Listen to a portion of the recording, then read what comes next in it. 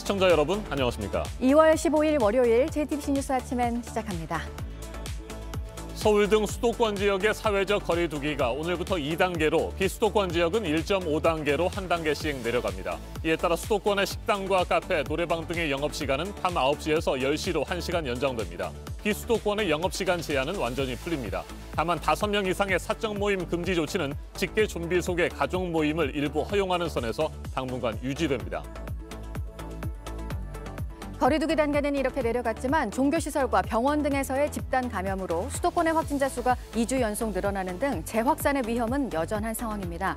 연휴 동안 검사 건수가 줄어든 영향으로 오늘도 300명대 신규 확진자가 발표될 것으로 예상되는데 정부는 설 연휴가 끝난 이번 주 상황을 지켜보면서 대책을 검토할 예정입니다.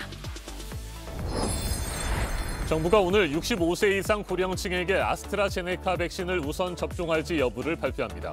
오는 11월까지 집단 면역을 형성한다는 당초 정부 계획과 효과성 논란 사이에서 어떤 결정을 내릴지 주목됩니다.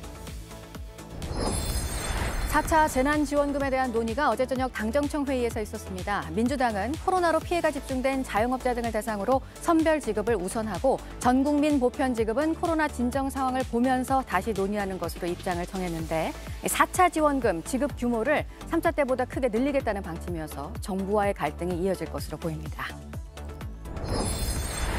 미얀마 곳곳에서 군부 쿠데타에 항의하는 대규모 시위가 이어지고 있습니다. 이 같은 상황에서 미얀마 최대 도시 양곤에는 장갑차가 등장했습니다. 군부의 보다 강경한 대응이 임박했다는 관측이 나옵니다. 상원에서 탄핵안이 부결된 트럼프 전 미국 대통령에 대해서 검찰 수사가 본격화됐습니다. 맨하튼 부동산 관련 금융거래에 대한 조사에 이어서 대선 과정에서 조지아 주 정부 관계자들에게 압력을 행사한 혐의에 대해서도 수사가 시작됐습니다.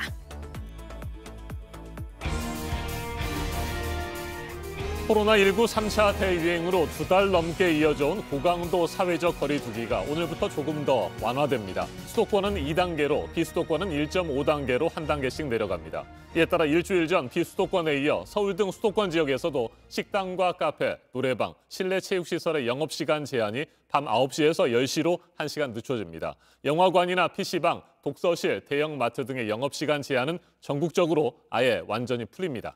네, 설 연휴 동안에도 지켜야 했던 5명 이상 모이면 안 되는 조치는 유지는 되는데 직계 가족의 경우에는 또 허용이 되는데요. 앞으로 2주 동안 적용이 되는 조치입니다. 오늘부터 새로 할 수 있게 된 것과 또 여전히 할 수 없는 것은 뭔지 먼저 강버들 기자가 설명해 드리겠습니다. 수도권 카페와 식당, 노래방 등의 영업시간이 밤 9시에서 10시까지 연장되고 비수도권에서는 시간 제한 없이 영업할 수 있습니다. 석 달 동안 아예 문을 닫았던 단란주점, 콜라텍 등 유흥시설도 전국적으로 밤 10시까지 영업이 허용됩니다. 하지만 자리를 옮기거나 춤을 추는 건 안 됩니다. 자영업자들의 피해를 감안해 대부분 업장의 영업을 허용하기로 했지만 면적당 인원수 등 방역수칙은 지켜야 합니다. 종교시설에는 정규 모임 때만 인원 제한을 두고 모이도록 했습니다. 결혼식이나 장례식에는 수도권 100명, 비수도권 500명 미만까지 참석할 수 있습니다. 5인 이상 사적 모임 금지는 유지하되 일부 예외를 두기로 했습니다. 부모님들도 찾아뵙지 못하는 민원 사항들이 상당히 많다 보니까 위험도가 떨어지기 때문에 허용을 하는 것은 아닙니다. 설 전후 폭발한 불만에 같이 살지 않는 가족이라도 직계 좀비 속이라면 집이나 식당 등에서 모이는 걸 허용하기로 한 겁니다. 하지만 잠깐 찾아뵙는 것 정도를 예외로 한다거나 부모 없이 형제자매끼리는 모일 수 없다는 설명에 기준이 모호하다는 불만도 나오고 있습니다.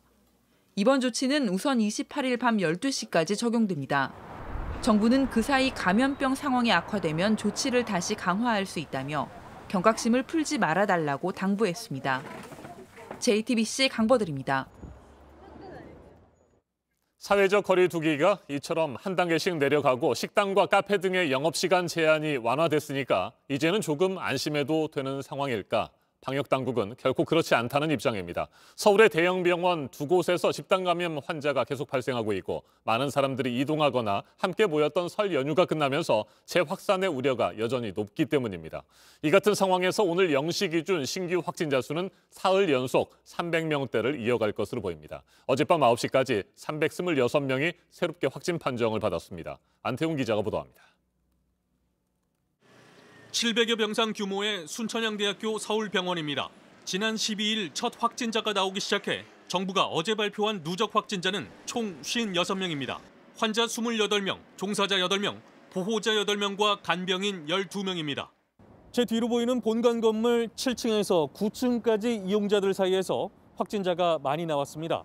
현재 8층에는 동일 집단 격리, 즉 코호트 격리 조치가 내려졌습니다. 종사자는 물론 환자와 보호자 등을 대상으로 한 전수조사가 계속되고 있어 확진자는 더 늘어날 것으로 보입니다. 한양대학교 서울병원 관련 확진자도 3명 늘어 모두 101명입니다. 방역당국은 수도권 유행이 다시 확산할 우려가 크다고 했습니다. 비수도권은 안정적으로 3차 유행의 감소세가 이어지는 가운데 수도권은 유행 감소세가 정체되고 있으며 재확산의 위험성도 존재한다고 보고 있습니다. 방역당국은 이번 주를 확진자 감소의 고비로 보고 있습니다. 설 연휴 기간 이동한 사람이 많았던 데다 오늘부터 사회적 거리 두기 단계도 완화되기 때문입니다. 이에 따라 마스크 쓰기나 환기, 거리 두기와 같은 방역 수칙 준수가 중요하다고 강조했습니다. JTBC 안태훈입니다. 정부가 오늘 코로나19 백신 접종을 위한 구체적인 계획을 발표합니다. 역시 최대 관심은 아스트라제네카 백신을 65세 이상 고령층에게 우선적으로 접종할지 여부입니다. 효과가 조금 떨어지더라도 집단 면역을 위해서 우선 접종을 계획대로 진행해야 할지 당국의 고민이 깊습니다. 성문규 기자입니다. 정부가 지난달 말 발표한 접종 계획에 따르면 코로나19 현장 의료진 5만 명과 함께 요양병원이나 요양원에서 생활하는 78만 명이 1분기 접종 대상입니다. 고령층 입소자와 요양보호사 등이 모두 포함됩니다. 의료진에게는 화이자 백신을, 요양병원 입소자 등에게는 아스트라제네카 백신을 접종하기로 했습니다. 하지만 18일이 지난 오늘 이 같은 계획에 변화 가능성이 있습니다. 유럽에서 촉발된 이른바 물백신 논란 때문입니다. 프랑스와 독일 등 유럽 일부 국가들은 아스트라제네카 백신 접종 대상에서 고령층을 제외했습니다. Et que ces données vont arriver dans les semaines qui viennent. Donc, dans l'intervalle, nous recommandons son utilisation chez les moins de 65 ans. 우리 식품의약품안전처도 지난주 아스트라제네카 백신의 국내 사용을 허가하면서 65세 이상 고령자에 대한 사용은 신중하게 결정해야 한다는 주의사항을 덧붙였습니다. 의사가 고령자 백신 접종 시에 대상자의 상태에 따라 백신 접종으로 인한 유익성을 충분히 판단하여 결정하라는 의미입니다. 정부는 오는 11월까지 집단 면역을 형성한다는 계획입니다. 그렇게 되기 위해서는 9월까지 전 국민의 70%를 대상으로 1차 접종을 끝내야 합니다. 아스트라제네카 백신 접종 대상에서 고령층을 배제하기 힘든 이유입니다. 그렇다고 고령층의 접종 결정을 내리면 효과성 논란이 이어질 수 있습니다. 결정 이후 아스트라제네카 백신 접종을 기피하거나 거부하는 고령층이 생길 경우에도 집단 면역 계획에 차질이 빚어지게 됩니다. 백신 종류별 접종 대상과 일정을 정하는데 정부의 고민이 깊어질 수밖에 없습니다. 질병관리청은 당초 내일로 예정됐던 브리핑을 하루 앞당겨 정은경 청장이 백신 접종 계획을 직접 발표합니다. JTBC 성문규입니다. 정부와 여당이 4차 재난지원금을 선별 지원하는 쪽으로 가닥을 잡았습니다. 그동안 함께 추진했던 전국민 보편 지원은 코로나19가 진정된 이후에 검토하기로 했습니다. 홍남기 경제부총리의 반대에 부딪혀 한발 후퇴한 것으로 해석됩니다. 어제 저녁 당정청 회의도 열렸는데 선별 지원의 규모와 대상을 놓고 의견 차는 역시 컸던 것으로 전해졌습니다. 박지윤 기자가 보도합니다. 어제 민주당은 기자 간담회에서 정부의 방역 조치로 피해를 입은 소상공인과 자영업자를 위한 선별 지원 방침을 밝혔습니다. 코로나 3차 대유행의 피해를 신속히 지원하기 위해 맞춤형 피해 지원부터 논의하겠습니다. 전 국민 보편 지원에 대해서는 경기 진작에 코로나 확산세로 이어질 우려가 있어 추후에 다시 논의하겠다고 밝혔습니다. 내수 진작 목적용 재난지원금 지급은 코로나 진정 상황을 보면서 논의하겠습니다. 이낙연 대표가 지난 2일 국회 교섭단체 연설에서 밝힌 선별과 보편 동시 지원 방침에서 후퇴한 것입니다. 당정청은 어제 서울 삼청동 총리 공간에서 4차 재난지원금 지급을 위한 회의를 처음 시작했습니다. 정부와 여당 사이에 기싸움이 상당했던 걸로 알려졌습니다. 민주당은 지원 대상과 규모를 확대하기 위해서 3차 재난지원금보다 5조 원 이상만을 15조 원 수준을 주장한 걸로 알려졌습니다. 넓게 두텁게 그러는데 더 넓게 더 두텁게. 오늘 저녁에 제가 약간 싸울 준비를 하고 가겠다. 그러나 정부는 3차 재난지원금 수준인 9조 원을 고집하며 난색을 표했다고 합니다. 민주당은 이달 안에 협의를 마치고 다음 달 초 추경안을 국회에 제출할 계획입니다. 그리고 늦어도 3월 후반부터는 4차 재난지원금을 지급하기로 했습니다. 하지만 정부와의 입장 차이 등 변수가 많아서 늦춰질 가능성도 있습니다. JTBC 박지윤입니다. 미얀마 전역에서 군부 쿠데타에 항의하는 대규모 시위가 9일째 이어졌습니다. 군과 경찰은 국민들의 시위와 불복종 운동을 차단하기 위해 검거와 해산 작전에 나서고 있습니다. 미얀마 최대 도시 양곤에는 장갑차까지 등장했는데 군부의 보다 강경한 대응이 임박했다는 관측도 나옵니다. 강희영 기자입니다. 현지 시간 14일 미얀마 양곤 시내 중심지에서 장갑차가 지나갑니다. 쿠데타를 일으킨 미얀마 군부의 병력이 이동한 것으로 보입니다. 양곤 시내에 장갑차가 등장한 건 지난 1일 군부 쿠데타 이후 처음이라고 로이터 통신은 전했습니다. 시내에 장갑차까지 등장하면서 긴장감은 더욱 높아지고 있습니다. 주 미얀마 미국 대사관은 소셜미디어를 통해 자국민들에게 자택에서 대기해달라고 당부했습니다. 또 현지 시간 15일 새벽 1시부터 오전 9시까지 통신이 중단될 수도 있다고 예고했습니다. 이런 가운데 군부 쿠데타에 항의하는 시민들의 불복종 시위는 계속되고 있습니다. 시위대는 쿠데타 타도를 외치면서 아웅산 수지 국가고문과 민주화 운동가들의 억류 해제도 요구하고 있습니다. 군과 경찰이 야간에 불복종 운동에 참여한 인사들을 체포한 것에 대해서도 비난했습니다.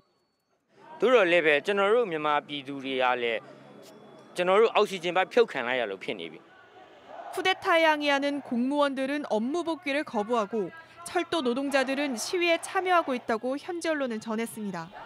이 때문에 군부의 강경 대응이 임박했다는 관측도 나오고 있습니다. JTBC 강연입니다. 예상이 됐던 대로 하원을 통과한 탄핵안이 상원에서는 부결된 트럼프 미국 전 대통령. 여러 기록을 새로 만들면서 불명예를 아는 건 분명하고 이제 검찰 수사도 본격화되고 있는 모습입니다. 탄핵안 부결 소식을 반기면서 자신의 정치적 운동이 이어질 것임을 예고한 트럼프 전 대통령의 앞으로의 행보도 주목이 되는데요. 먼저 워싱턴 임종주 특파원이 전해드립니다. 탄핵 심판이 진행되고 있는 의회는 이렇게 주변이 가시철조망으로 완전히 둘러싸였습니다. 진입로도 주 방위군 차량으로 입구부터 폐쇄됐습니다. 2중 3중 방어막과 삼엄한 경계로 다시 군 기지처럼 변했습니다. 초비상이 걸린 가운데 의회 난동 당시의 충격적 영상과 녹취가 잇따라 증거로 제시됐습니다. You can hear the mob calling for the death of the Vice President of the United States. 낸시 펠로시 하원 의장도 폭도들의 표적이 됐습니다.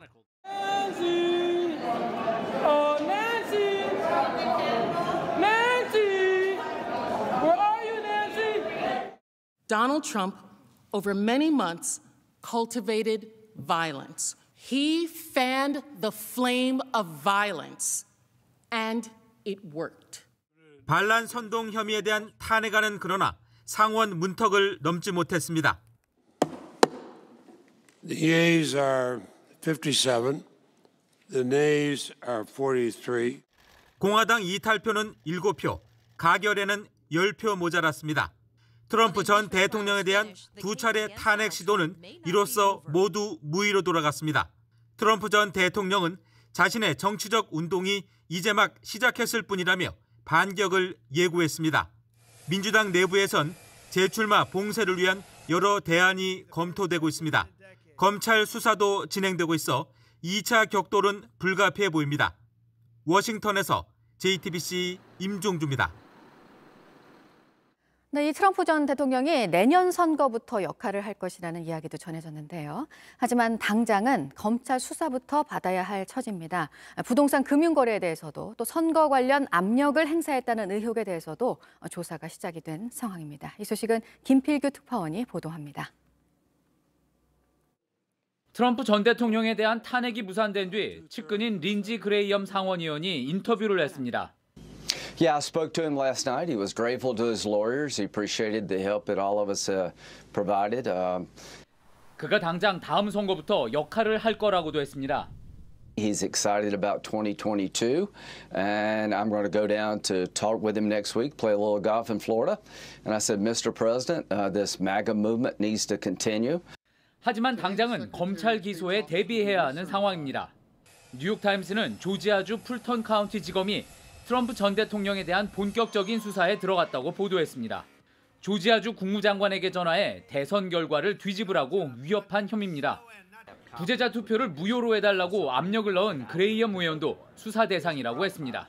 트럼프 그룹의 금융사기 혐의를 수사하고 있는 뉴욕 맨해튼 지검은 트럼프의 부동산 금융거래도 들여다보고 있습니다. 백악관은 이제 탄핵 국면에서 벗어나 국정에 전념해야 할 때라면서도 트럼프의 다음 행보를 예의주시하는 모습입니다.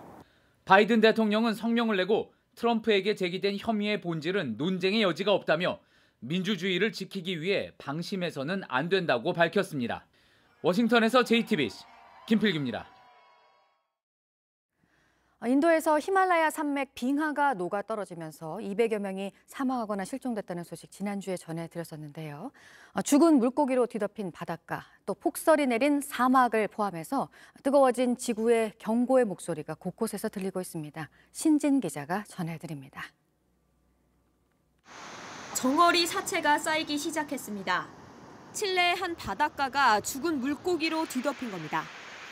갑자기 수온이 올라갔거나 수질이 나빠진 탓으로 분석되고 있습니다. 지구온난화가 바다를 망쳐놨습니다. 바다뿐만이 아닙니다. 사하라 사막이 눈으로 뒤덮였고 여름이 끝난 곳에서 계속 비가 내립니다. 갑작스런 폭우로 도시가 물바다로 바뀌기도 했습니다. Puisque dès qu'il a les pieds dans l'eau, ça correspond à la montée des eaux qui se produit souvent en automne. C'est pas courant que ce soit en fait en hiver. 지난 7일 인도의 한 국립공원에서 빙하가 무너진 것도 기온 상승 때문입니다. 그 탓에 실종된 170여 명은 아직 찾지 못했습니다. 지난해는 가장 뜨거운 해였습니다. It would be the highest temperature on Earth since 1931 and the third hottest temperature ever recorded on the planet. 세계 기상기구에 따르면 지난 10년 동안 기후변화로 인해 숨진 사람은 41만 명이 넘습니다. 오는 6월 영국에서 열리는 주요 7개국 정상회의에선 코로나19와 기후변화 대응이 주요 의제가 될 전망입니다. JTBC 신진입니다. 코로나와 관련해서 전 세계 곳곳에서 지금 검토를 하고 있는 게 이 백신을 맞은 사람에게 이를 증명해주는 이른바 백신 여권을 주는 건데요. 하지만 백신을 맞았다고 끝이 아니어서 신중해야 한다는 목소리도 큽니다. 관련해서 전문가 의견이 하나 전해진 게 있는데 백신을 맞아도 증상이 없는 상태로 바이러스를 옮길 수도 있다는 겁니다. 보도국 연결해서 이 소식 알아보겠습니다. 이재승 기자, 어떤 백신도 마스크를 면제해주진 않는다 이런 말을 했네요. 네, 미국 버지니아주의 조지 메이슨대에 재직 중인 생물학 박사 안차 바라노바가 한 말입니다. 백신을 맞았더라도 일부는 무증상 상태로 바이러스를 옮길 수 있다는 점을 고려해야 한다는 것인데요. 안차 박사는 현재 겁없이 마스크를 착용하지 않는 백신 접종자들이 있다며 백신은 감염증이 가볍게 혹은 증상 없이 지나갈 수 있도록 해줄 뿐 인후부에 바이러스가 제거됐다는 것을 보장하지는 않는다고 밝혔습니다. 그러면서 현재까지 개발된 어떤 코로나19 백신도 마스크를 착용할 필요성을 없애주진 않는다라고 강조했습니다. 네, 앞서 소식 전해드렸지만 국내 코로나 백신 접종과 관련한 세부적인 계획이 오늘 발표가 됩니다. 고령층에 대해서 어떻게 할지가 특히 관심인 상황인데 이건 브라질 얘기입니다. 100세가 넘은 초고령자들이 백신을 맞으면서 의지를 드러내고 있다고요. 네, 먼저 이 브라질 상파울루주에서는 일요일인 어제 연세가 110살인 할머니가 코로나19 백신을 맞았습니다. 그리고 수도 브라질리아에선 올해 114살이 된 할아버지가 백신을 접종했습니다. 모두 100살이 훌쩍 넘는 초고령자들인데요. 이들은 건강하게 조금 더 살고 싶다는 생각에 백신을 맞았다라고 말했습니다.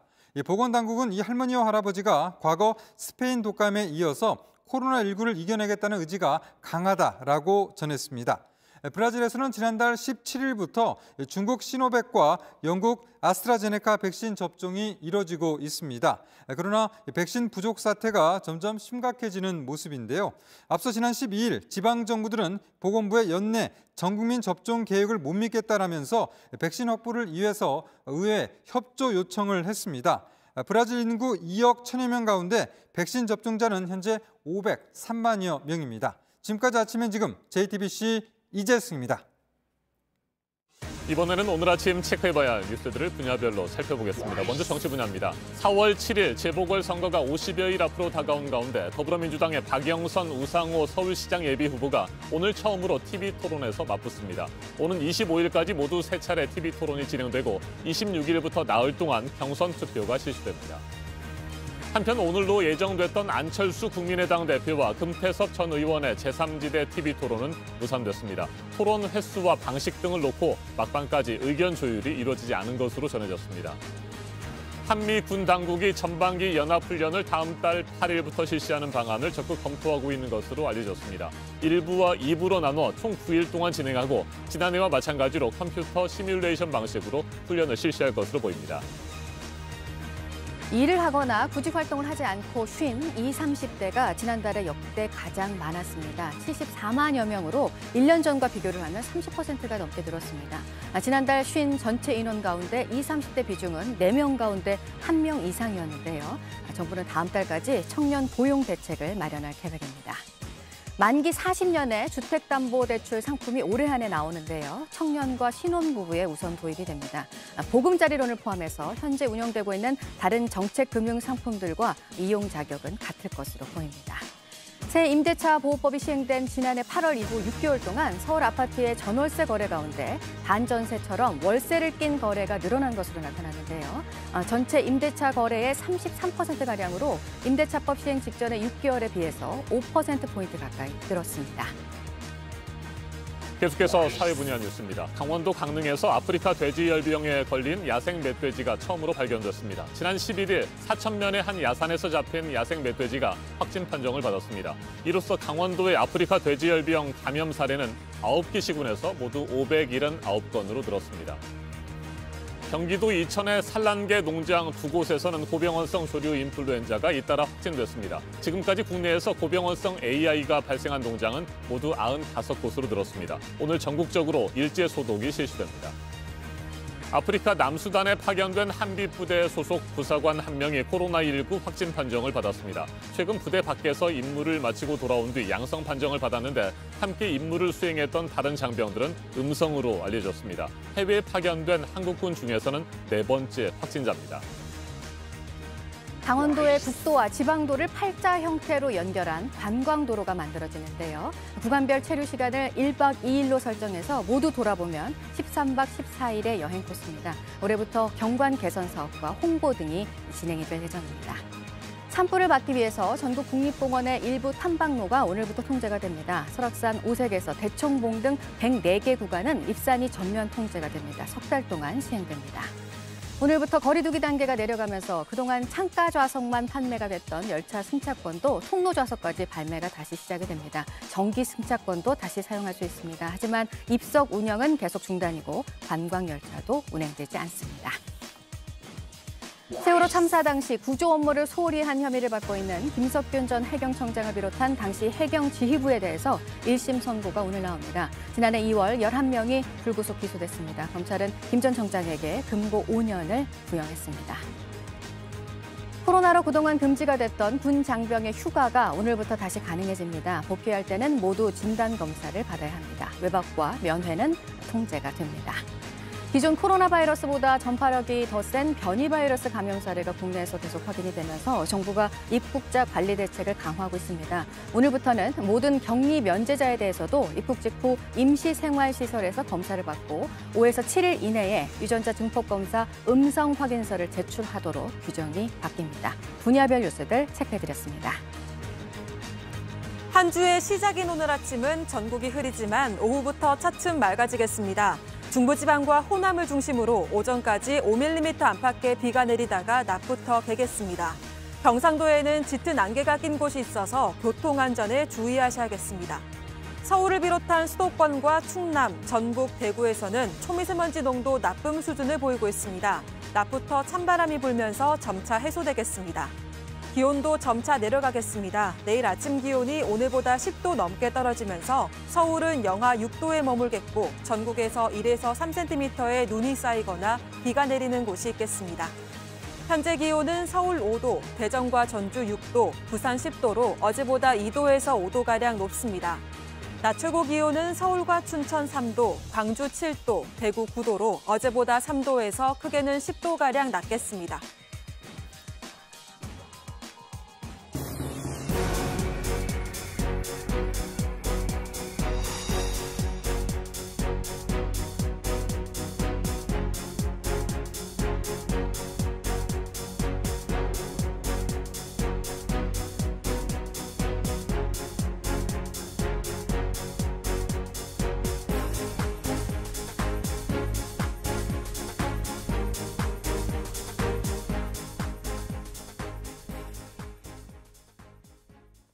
설 연휴였던 그제 오후 인천의 한 공장에서 폐수 찌꺼기를 없애는 일을 하던 작업자 2명이 유독가스를 마시고 쓰러졌습니다. 급하게 병원으로 옮겨졌지만 한 명은 끝내 숨졌고 다른 한 명은 의식을 찾지 못하고 있습니다. 어환희 기자입니다. 공기 호흡기를 낀 소방대원이 심폐소생술을 하고 있습니다. 잠시 뒤 온몸에 검은 폐수가 묻은 작업자가 나옵니다. 나올 수 있는 틈이 좁아 구조도 쉽지 않습니다. 그제 오후 4시쯤 인천 성남동의 한 도금업체에서 작업자 2명이 유독가스를 마시고 쓰러졌습니다. 이들은 도금업체로부터 하청을 받아 공장 내 폐수 처리 시설에서 폐수 찌꺼기를 없애는 일을 하고 있었습니다. 44살 작업자 A씨가 먼저 유독가스를 마시고 쓰러졌습니다. 이후 다른 작업자가 A씨를 구하러 나섰다가 가스를 들이마셨습니다. 두 작업자는 구급대원들의 응급조치를 받으며 인근 병원으로 옮겨졌습니다. 하지만 A씨는 사고 발생 하루 만에 끝내 숨졌습니다. 다른 한 명도 아직 의식이 없는 것으로 알려졌습니다. 피해서 계속 와서 작업하다가 다 정상적으로 했더라고요. 마스크 쓰고 했는데. 경찰은 사고 당시 작업자들이 실제 방독면을 착용하고 있었는지 등 정확한 사고 경위를 조사할 예정입니다. 또 어떤 종류의 가스로 인한 사고인지 한국산업안전보건공단에 가스 성분 분석을 의뢰했습니다. JTBC 어환입니다. 강원도 삼척 임원항 인근 해상에서 조업하고 있던 선장 69살 A씨가 실종돼 해경이 수색하고 있습니다. A씨는 어제 새벽에 홀로 배를 몰고 나갔다가 연락이 끊겼고 이후 배는 발견됐지만 선내에 A씨는 없었습니다. 경비함정을 이용해 야간 수색을 벌였던 해경은 날이 밝는 대로 특수구조대 등을 투입해 수중 수색에 나설 계획입니다. 국권을 신권으로 바꿔주겠다고 속여 4억 9천만 원을 가로챈 50대 남성이 붙잡혔습니다. 이 남성은 온라인 화폐 수집 카페에서 피해자에게 접근해 특정 일련 번호가 찍힌 신권을 주겠다며 돈을 받아 챙겼습니다. 경찰에 붙잡힌 남성은 3억 5천만 원을 돌려줬지만 나머지 돈은 잃어버렸다고 진술한 것으로 전해졌습니다. 지난 10일 경북 구미의 한 빌라에서 숨진 채 발견된 3살 여아의 친모 A씨가 경찰 조사에서 전 남편과의 아이라서 보기 싫었다고 진술한 것으로 전해졌습니다. 경찰 조사 결과 A씨는 6개월 전 이사하며 수개월 동안 아이를 방치했지만 최근까지 아동수당 등을 받아온 것으로 드러났습니다. 경찰은 지난 12일 살인 혐의로 구속된 A씨를 상대로 아동학대 여부 등을 조사하는 한편 숨진 아이의 정확한 사인을 확인하기 위해 부검을 의뢰했습니다.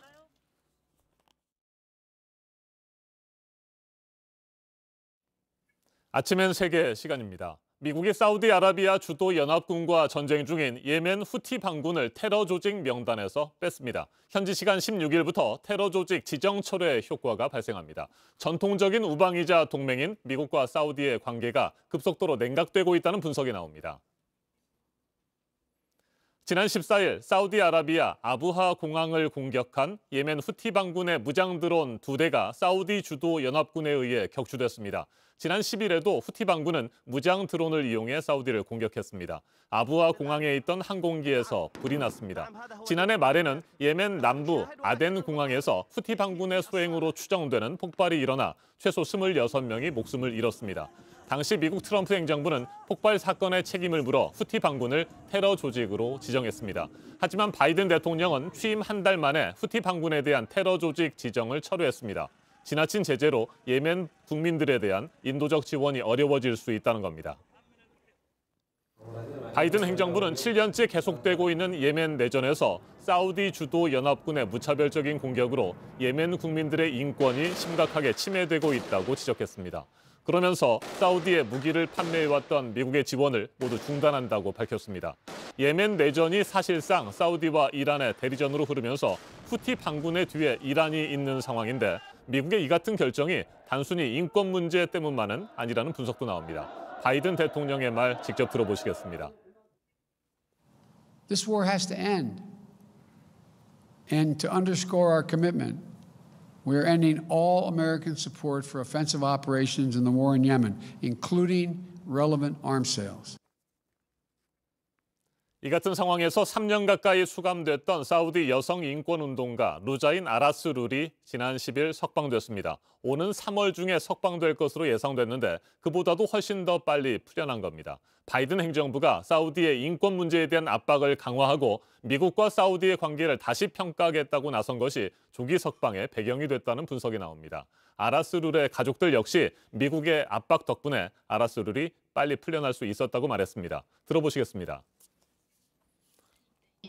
And it is a fact that she was released few days, few weeks after Biden's arrival to power.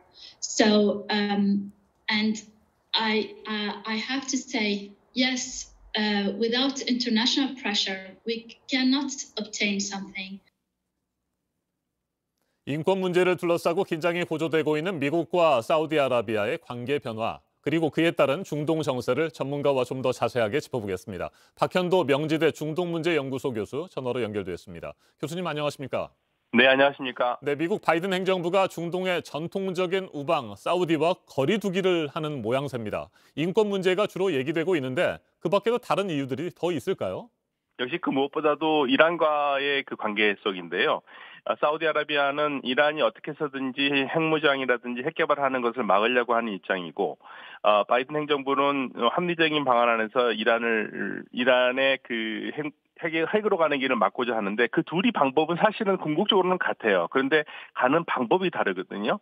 그래서 이제 미국은 이란의 제재를 풀면서 좀 정상적인 상태에서 이란이 이 핵무기를 가지 못하도록 시간을 길게 보는데 사우디는 마음이 급합니다. 이란이 만약에 핵무기를 하겠다면은 자기네들도 해야겠다는 얘기거든요. 그러니까 지금 그런데 그동안 오바마 행정부라든지 민주당에서는 이란과 유화적인 자세였기 때문에 사우디는 지금 그거를 더 이상 두고 볼 수 없는 시간이 없고 따라서 지금 미국에 계속적으로 지금 사이가 나빠질 수밖에 없죠. 더군다나 사우디 같은 경우에는 이란이 가지고 있는 탄도미사일에 대해서 굉장히 노골적으로 식민지적인 반응을 보이고 있고요.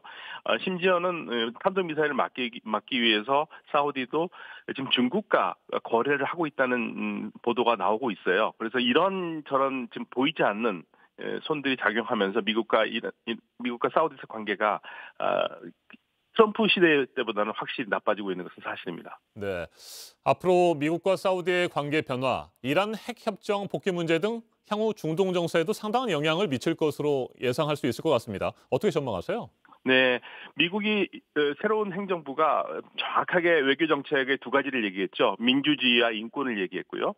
그리고 미국이 세계의 조종자 역할을 하겠다는 얘기를 했거든요. 따라서 이런 관계 속에서 사우디아라비아가 기존적으로 트럼프 행정부에서 했던 것처럼 모든 걸 다 받아주었던 행정부가 아니기 때문에 사우디아라비아가 그 문제를 가지고 있는 인권 문제라든지 이런 문제들에서 분명히 한 수를 들 거고요. 사우디는 그럴수록 사실은 왕가의 권위가 흔들 수밖에 없는 상황이 됩니다.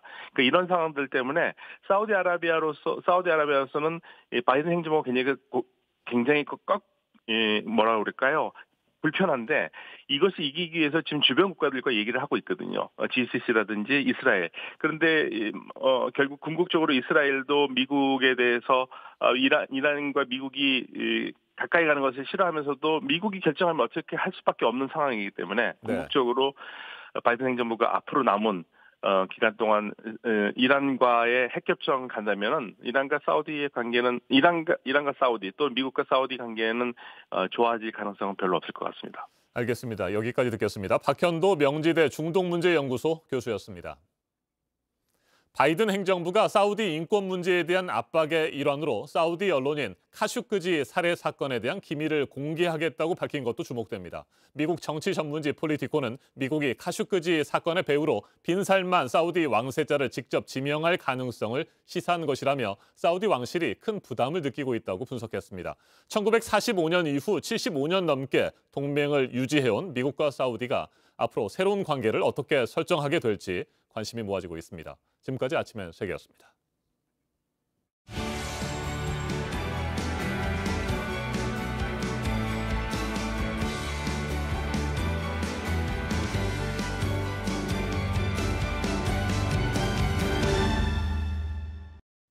네, 월요일 아침입니다. 8시 4분 지나고 있습니다. 일본을 흔들어 놓고 있는 지진 소식을 이번에는 보겠습니다. 그제 늦은 밤 후쿠시마 앞바다에서 규모 7이 넘는 강진이 일어난 이후 여진이 수십 차례 이어지고 있어서 앞으로 일주일 정도는 강한 규모의 여진에도 대비를 해야 할 상황입니다. 먼저 유요한 기자입니다. 정수기가 양옆으로 심하게 흔들립니다. 선반이 물건은 모두 쏟아져 내립니다. 강한 충격에 가구들도 모두 쓰러집니다. 손으로 막기엔 역부족입니다.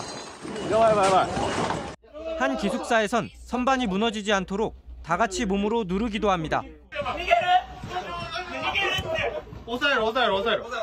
일본 후쿠시마현 앞바다에서 규모 7.3의 강진이 발생했습니다. 진앙 인근인 후쿠시마와 미야기현은 기어서 이동할 수 있는 수준인 진도 6강이었습니다. 일본 기상청은 진앙에서 200km 이상 떨어진 도쿄에서도 강한 진동이 느껴졌다고 전했습니다. 이번 지진으로 아직까지 숨진 사람은 없지만 쓰러진 가구에 부딪히는 등 140여 명이 다쳤습니다. 지진 발생 후 규모 3에서 5 정도의 여진이 계속되고 있습니다. 일본 기상청은 주택 붕괴와 산사태 위험이 아직 남아있다며 추가 피해에 대비하라고 경고했습니다. JTBC 유요한입니다. 네, 이번 일본 강진에 대해 시민들은 꼭 10년 전에 대지진이 떠올랐다는 말을 했습니다. 이번 지진은 당시 지진의 여진이었다고 일본 기상청이 밝히기도 했는데요. 그젯밤 정도의 여진이 또 발생하는 건 아닌지 시민들의 불안감이 큽니다. 이어서 서준석 기자입니다. 10년 전 동일본 대지진은 일본인들에게 큰 트라우마로 남아 있습니다. 15,000여 명이 사망했고 2,500여 명은 여전히 실종 상태입니다. 당시 후쿠시마 원자로도 녹아내려 방사능 물질이 노출되는 피해도 입었습니다. 이번 지진이 일어난 곳은 10년 전 대지진이 일어났던 미야기현 앞바다와 그리 멀지 않은 곳입니다.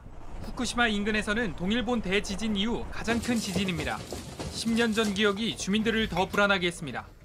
でもしばらくここしばらく大きいのがなかったんで、いや今回のやつ大きかったなと思って、ちょっとこの前のやつ思い出しちゃったね。 실제 두 지진은 관련이 있습니다. 일본 기상청은 이번 지진이 2011년 동일본 대지진의 여진이라고 밝혔습니다. 주민들은 혹시 더 큰 지진이 오는 것은 아닌지 두려워하기도 합니다. これからまた余震があると思うとまた不安はありますよね. 스카 총리는 일주일 정도 여진이 지속될 수 있다고 말했습니다. JTBC 서준석입니다. 오늘부터 시행되는 코로나19 사회적 거리 두기 완화 조치를 놓고 여야의 평가가 엇갈리고 있습니다. 더불어민주당은 최선의 판단이었다며 방역 동참을 호소하고 있습니다. 반면 제1야당인 국민의힘은 정부의 방역 대책 기준이 모호하다며 비판하고 있습니다. 설 연휴가 끝나면서 정부와 여당은 4차 재난지원금 논의에 속도를 내고 있습니다. 지원 대상과 방식, 시기 등을 놓고 정치권에서는 공방이 이어질 것으로 보입니다. 맞짱 토론 시작하겠습니다. 먼저 출연자들을 소개해드립니다. 제 오른쪽입니다. 박주민 더불어민주당 의원 나오셨습니다. 예, 안녕하십니까. 네, 안녕하십니까. 제 왼쪽입니다. 조혜진 국민의힘 의원입니다. 예, 반갑습니다. 네, 어서 오십시오. 예. 두 분께서도 설 명절 잘 보내셨죠? 예. 네. 코로나19의 사회적 거리두기 때문에 많은 분들을 직접 만나시기는 힘드셨을 테지만 그래도 민심을 어느 정도 파악을 하셨을 것으로 보입니다. 오늘은 조혜진 의원께서부터 먼저 말씀을 해주시겠습니까? 어떠셨어요, 민심은? 저는 이제 차를 가지고 이동했는데 생각보다는 차량이 별로 줄지 않았어요. 네. 해마다 명절 때 직접 가족들 데리고 운전하기 때문에 교통량을 비교를 할 수가 있는데 이번에는 그 설 연휴 기간에 방역 제한이 있었기 때문에 집합 제한이 있었기 때문에 대체로 전망이 교통량도 확 줄 거라고 했었는데 실제로는 크게 차이가 안 났고 내려갈 때 올라올 때 이 체증도 네. 예년하고 좀 비슷했던 것 같아요. 근데 현장에서는 이제 가족들끼리 안 모이고 차례 별도로 안 지내고 부모님 이제 인사만 드리고 설 보내고 그렇게 했는데 그 대신에 카톡이나 문자 같은 걸 통해서 서로 안부를 주고받고 하는 과정에서 민심을 이제 느낄 수가 있었는데 어땠습니까? 코로나가 이제 창궐 하니까 집합 제한 금지 이런 거에 협조하는 거는 불가피하다고 느끼면서도 이게 워낙 길어지고 또 조만간에 이 종식될 전망이 안 보이고 그 과정에서 민생 피해는 이렇게 누적이 돼가고 이렇게 견딜 수 있는 한계 상황이 점점 이제 지나가고 있고 그러니까 굉장히 힘들어하고 또 명절마저 이렇게 가족끼리 모여서 위로받고 하는 그런 것조차도 이번에는 안 되니까 좀 짜증스러워하는 그런 것도 있었고 물론 이제 뭐 명절 때 모이기 싫어하는 분들은 또 편하게 생각할 수도 있는데 네. 다수는 그런 데 대해서도 상당한 이 불만과 거부감을 갖고 있는 것 아닌가. 또 저희 당에 대해서는 어쨌든 이런 나라를 좀 바꿔달라는 그런 이야기들 많이 하는데 그러면서도 국민의힘이 너무 힘이 없다. 그런 이야기 분발해야 되겠다. 그런 말씀도 많이 들었습니다. 네, 국민의힘에 대한 비판의 목소리까지 들었다는 말씀이시고요. 예. 네, 박주민 의원께서 파악하신 민심은 어떻습니까? 저는 이제 이번 연휴 앞서서 전통시장들이 저희 지역이 좀 여러 개가 있어서 차례차례 돌아다녀 봤어요. 물건도 직접 사고 상인분들하고 말씀도 좀 나눠봤는데 전반적으로 다 어렵다라고 얘기를 하시죠. 특히 말씀하신 대로 뭐 차례나 이런 것들이 이번에 좀 어려워지면서 전에는 전을 붙여서 파시는 분들이 많았거든요. 명절 맞으면. 근데 이제 그것도 이제 안 나간다라고 하시면서 어려움을 많이 호소하셔서 뭐 재난지원금이 됐든 손실보상이 됐든 좀 정부가 적극적인 역할을 더 해야 되겠다 이런 느낌을 강하게 받았습니다. 네, 국민의힘 김종인 비대위원장은 문재인 정부에 대한 손절이 대세다. 손절 그러니까 뭐 관심을 끊겠다는 민심이 많았다. 뭐 이렇게 평가를 한 것 같습니다만 어떻게 생각하십니까? 주로 이제 제가 만나 뵀던 분들이 호소했던 어려운 점은 코로나19로 인한 어려움이었죠. 그렇기 때문에 정부의 실정이나 이런 부분에 대해서 말씀하시는 것보다는 이 코로나19로 인한 어려움이 빨리 좀 끝났으면 좋겠다. 그래서 뭐 주로 이제 그런 부분을 얘기하셨기 때문에 김종인 대표님이 얘기하신 거하고는 좀 다른 느낌을 받았습니다. 예. 알겠습니다. 김태년 민주당 원내대표의 경우에 설 명절에 확인한 민심은 민생과 경제 회복이다라는 얘기를 했거든요. 그렇게 다들 뭐 지금 민심은 경제 회복 또 민생 회복 이런 부분에 지금 집중되어 있는 것 같기는 합니다만 어떻게 생각하십니까? 네, 정서적으로는 정치적 불만이 네. 누적이 돼 가고 있는 건 또 맞습니다. 문재인 정부의 그 통치 행태, 정치하는 방식, 또 국정 운영 방식 이런 거 일방통행적인 방식이라든가 불통이라든가 그런 국민 다수와 소통하면서 공감대를 이루어가면서 하나씩 뭔가를 해나가는 게 아니라 방향 정해놓고 그냥 밀어붙이는 이런 형태에 대한 불만은 있는데 정서적으로는 그렇지만 생활적으로는 결국은 이제 경제, 민생 이런 부분에 대한 그 위기감 또 현실로 다가오는 그런 그 경제적 어려움 이런 것에 대한 이 절실함, 절박감이 훨씬 더 강했고 근데 그게 원래 경제가 어렵기도 했지만 코로나 때문에 그 더 심화된 측면이 있어가지고, 근데 이 코로나가 당장 종식될 전망도 잘 안 보이고, 그러니까 정부로부터 지원금을 받는 것도 한계가 있고, 또 그 받아도 사실은 실질적인 손실에 대한 보상에는 턱없이 못 미치는 거기 때문에 어차피 그 손실은 각자가 부담을 하고 감당을 해야 되기 때문에 그 점을 굉장히 고통스러워하고, 이게 그 미래가 불확실할 때가 제일 사실 힘든 건데요.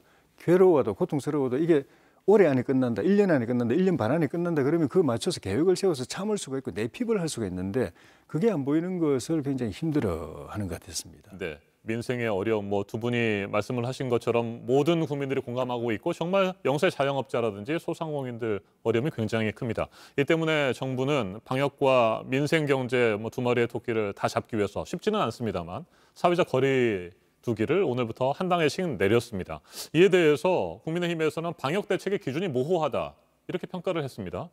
그 부분 짧게 말씀을 좀 해주시겠습니까? 예, 제한을 낮추고 경제 활동을 좀 더 풀어주는 것은 당연한 거고, 제가 말씀드린 대로 1년이 넘어가면서 이게 이제 한계 상황에 부딪히고 폐업하는 사람들, 10년, 20년을 계속해왔던 사업을 1년을 못 견디면서 폐업하는 사람들도 생겨나기 때문에 이분들 입장에서는 재난지원금이 지급이 되더라도 실질적인 도움이 안 되는데, 제일 중요한 거는 영업을 할 수 있게 그 거리두기라든가 집합 제한, 집합 금지 이런 부분을 풀어주는 것이 제일 중요한데, 정부가 조금 더 고민하고 연구하고 방안을 찾으면은 조금 더 많이 풀어줄 수 있을 것 같은데 찔끔찔끔 풀어주니까, 그리고 그게 또 경제 활동에 크게 도움도 안 되니까 그게 불만이 많은 것 같습니다. 네, 방역 대책 기준이 모호하다는 국민의힘의 비판에 대해서 어떻게 생각하세요, 박 의원께서는? 뭐 사실 이번에 방역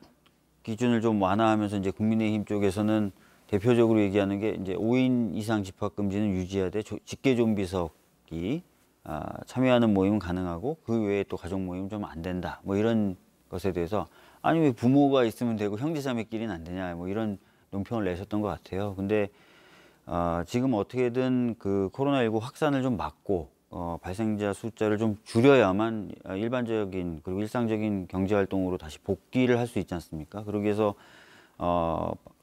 이 집합금지 요건과 기준은 좀 그대로 두되 계속 유지하기는 좀 어렵다라고 말씀하셨는데, 뭐 저희들도 그걸 느끼기 때문에 적어도 그럼 직계 좀비속이 참여하는 모임 정도는 가능하게는 하자라는 그 판단이었던 거죠. 그래서 이게 무슨 기준이 없다거나 모호하다거나 이런 건 아닌 거고요. 아주 구체적으로 그 방역 기준을 다 만들 수도 있겠죠. 근데 사실 이게 생활 속에 적용이 되고 또 생활 속에서 작동이 돼야 되기 때문에 굉장히 디테일하게 만드는 게 능사만은 아닙니다. 그러니까 큰 가닥을 좀 잡는 게 중요하고 또 지킬 수 있고 한 부분을 이제 확실하게 정하는 게 맞겠죠. 그래서 그러다 보니까 이제 방역 기준을 이렇게 정하고 운영하는 건데, 그런 부분에 대해서는 좀 이해가 필요합니다. 야당이 이 방역 기준 자체를 계속 공격하면 어떻게 되냐면요, 방역 기준에 대해서 내가 과연 지켜야 될까 이런 생각을 당연히 일반적으로 하게 될 수도 있습니다. 경우에 따라서는. 그러면 이제 사실은 이제 방역이라는 전체적인 틀이 흔들릴 수도 있기 때문에 야당에서 뭐 비판하실 수도 있고 비판 하는 것도 좋지만 너무 정치적으로 이 방역 기준에 대해서 공격하는 것은 조금 문제가 있다는 생각을 가지고 있습니다. 근데 꼭 야당이 비판을 했어가 아니라 국민들이 그냥 상식적인 기준에서 시선에서 바라볼 때 납득이 안 되는 부분들이 많기 때문에 야당의 비판이 아니라 국민들 스스로가 이 기준이 뭐지? 왜 이런 건 되고 이런 건 안 되지? 그런 그 의문을 품게 되는 것이거든요. 이 거리를 제한하는 거하고 마스크 쓰는 게 두 개가 이제 핵심인데, 거리 제한 같은 경우에는 마스크를 썼지만은 예를 들면 지하철이나 버스 같은 데는 거리 제한 전혀 지켜지지 않고, 뭐 이제 시장이나 마트 같은 데도 거리 제한 전혀 안 지켜지고, 명절 때도 몸을 부딪히면서 서로 쇼핑하면서도 그거 다 허용이 되고, 이런 거 일반인들은 거리도 제한 두고 마스크도 꼭 쓰게 만들면서 어떤 데는 보면은 거리는 놔두고 마스크만 쓰게 만들고, 또 대표적으로 또 국민들이 볼 때 이게 좀 저건 아니다 싶은 게 이제 이번에 어묵 먹방이라고 이렇게 문제가 됐던, 정치인들이 선거운동하면서 몰려다닐 때는 바로 옆에서 마스크 쓰고 마스크 벗고 이렇게 음식을 같이 먹으면서 주변에 또 수행원들도 다 몰려 있으면서 그런 건 또 단속이 안 되고 그걸 바라보는 국민들이 저 뭐야? 나는 이렇게 영업까지 희생해가면서 가게가 흔들리고 가게 문 닫으면서까지 이렇게 희생을 하고 있는데 저 사람들은 뭐야? 이런 걸 야당이 대변하는 것일 뿐입니다. 이제 정부는 야당이 뭐라고 비판하는 것보다도 그 일반 국민들의 시선, 그분들이 갖고 있는 의구심 이걸 주목해서 대안을 내놔야 되는 겁니다. 네. 4차 재난지원금 얘기를 좀 해볼까요? 네. 설 연휴도 끝났고 당정청 어제 회의도 가졌습니다. 본격적인 논의를 진행하는 것 같은데 당초 이낙연 대표도 그랬고요. 민주당에서는 선별 지원과 함께 전 국민에게 보편 지원하는 방안도 검토를 했다가 홍남기 경제부총리가 반발을 했고 결국에는 지금 선별 지원 쪽으로 가닥을 잡은 것으로 보입니다. 그렇게 결정이 된 겁니까? 어제 이제 발표된 내용만 보면 꼭 그렇게 단정 지을 수는 없고요. 우선은 선별 지원을 좀 두텁게 가되 방역 상황에 맞춰서 전 국민 지원도 이제 추가적으로 하는 것처럼 이제 이야기가 나왔지 않습니까? 그래서 약간의 속도 조절 이렇게 보시는 게 좀 더 정확할 거라고 생각합니다. 네. 늦어도 3월 후반에는 4차 재난지원금을 지급하겠다는 계획인 것이 맞습니까? 네, 지금 현재로는 3월 정도에는 최소한 선별적으로라도 피해를 많이 입으신 분들에게 지원을 하자라는 식으로 얘기를 하고 있습니다. 네, 4차 재난지원금의 필요성에 대해서는 국민의힘이나 조 의원께서도 동의를 하십니까? 예. 네. 예. 그런데 저희는 실질적으로 이 내상이 깊은 상처를 많이 입은 소상공인이라든가 자영업자라든가 이런 분들에 대해서 가능하면 충분히 충분하지는 않겠지만 가능하면 충분히 집중적으로 그리고 지난번 재난 지원할 때 빠졌던 실질적인 피해를 입었으면서 빠졌던 사각지대까지 다 찾아내 가지고 집중적으로 가능하면 충분히 지급하자, 지원하자라는 것이 목표인데 정부 여당은 그동안에는 이제 여당의 요구에 의해서 그것도 하면서 일반 국민들 전체를 이제 지원하는 그런 지원도 같이 하겠다, 패키지를 하겠다고 하다가 이제 정부하고 조정 과정에서 소상공인 자영업자들에 대한 이런 선별 지원을 먼저 하고 보편 지원 전 국민들 대상으로 하는 거는 이번 달에 좀 논의하다가 다음 달 3월 중에는 지급하도록 하자 이렇게 당하고 또 정부하고는 그렇게 이제 합의가 되어 가는데 저희는 그런 시점을 잡는데 4월 7일 보궐선거를 염두에 두고 하는 것이 아닌가 하는 그런 이제 의문을 갖고 있죠. 그래서 선거용 표적이 아니냐 하는 그런 의심을 갖고 있는데 이 부분에 대해서도 정부가 국민의 혈세를 가지고 전 국민에게 나눠주는 그런 보편적 재난지원금 지급인 만큼 이런 논란이 없도록 접근하는 방식이 지금 필요하다고 봅니다. 네, 보편적 재난 지급을 지금 당장 하겠다는 것은 아닌 것 같은데 일단은 지급 시기가 4월 7일 재보궐선거 앞에 직전에 이루어질 가능성이 높기 때문에 문제가 있다 이런 비판이시고 이에 대해서 답변을 좀 하셔야 될 것 같습니다. 재난지원금의 지급 관련돼서 다 동의를 하시지 않습니까? 그리고 이왕이면 깊게 지급을 해야 된다, 또 충분했으면 좋겠다 이런 말씀도 하시는 거고요. 당연히 빨리 지급하는 게 맞겠죠. 근데 지금 현실적으로 관련된 예산을 편성하고 그 예산에 대한 논의를 하고 이런 과정이 있기 때문에 최대한 빨리 해도 이제 3월이 될 거다라는 거기 때문에 이게 무슨 인위적으로 저희들이 선거에 맞춰서 한다고 보시는 건 좀 아닌 것 같고요. 또 혹시나 제가 걱정이 그런 시각이 있으시면 협조를 안 해주실 거란 말이에요. 그럼 또 굉장히 지연되고 지지부진한 정치적 논쟁을 또 국민분들이 보셔야 되는데 그런 일은 좀 없었으면 좋겠습니다. 네, 당정청 차원에서 현재 4차 재난지원금을 논의하고 계시는데 국민의힘을 비롯한 야권하고도 같이 논의를 하고 협상 테이블에 앉을 생각은 있으십니까? 결과적으로는 국회에서 또 논의를 해야 되는 거죠. 예산 문제라든지 이런 것들이 있기 때문에. 그래서 그런 부분에 있어서 이제 협조를 해주셨으면 좋겠다는 거예요. 근데 이게 선거용이다 이런 이제 시각을 강하게 가지시면 잘 협조가 안 되겠죠. 그러면 이제 말씀하신 것처럼 신속하게 또 제때 이 지급이 안 되는 문제가 또 발생할 수도 있는 거죠. 네, 국민의힘에서는 적극적으로 협의에 참여할 생각이 있으십니까? 네, 여야가 협의해서 사실 이런 문제는 당파적으로 접근되면 안 되기 때문에 합의로 처리되는 게 저는 바람직하다고 봅니다. 근데 지금까지 보면은 정부하고 여당하고만 계속 협의를 하고 또 그 이견을 서로 좁히는 그런 노력만 해왔고 처음 이 의제를 던진 건 저희가 먼저 던졌는데 그때 저희하고 제대로 이렇게 협의하고 이렇게 안을 만들고 하지 않고 묵혀뒀다가 이제 선거 전에 또 설 전에 이런 논의를 하는 방식 자체가 저희로서는 뭐 그렇게 탐탁지 않아 보입니다. 알겠습니다. 코로나19는 뭐 계속해서 확진자가 나오고 있고 또 방역 조치가 이어지면서 많은 분들이 힘들어하고 있습니다. 이런 문제만큼은 정말 적극적으로 협의하시고 온 국민들이 수용할 수 있는 좋은 해결책을 또 방안들을 내놓아 주시기를 기대하겠습니다. 오늘 맞짱 토론 여기에서 마무리하겠습니다. 박주민 더불어민주당 의원, 조혜진 국민의힘 의원과 함께했습니다. 토론 잘 들었습니다. 예. 감사합니다. 고맙습니다. 감사합니다. 네, 대통령 선거에 후보로 나서기도 했던 백기환 통일문제연구소장의 별세 소식이 전해졌습니다. 보도국 연결해서 알아보겠습니다. 병원에 입원해 있던 중이었죠? 네, 그렇습니다. 오늘 오전에 투병 끝에 영면했습니다. 서울대학교 병원에 따르면 이 백기환 통일문제연구소 소장은 지난해 1월에 폐렴 증상으로 입원해서 치료를 받다가 향년 89세로 별세했습니다.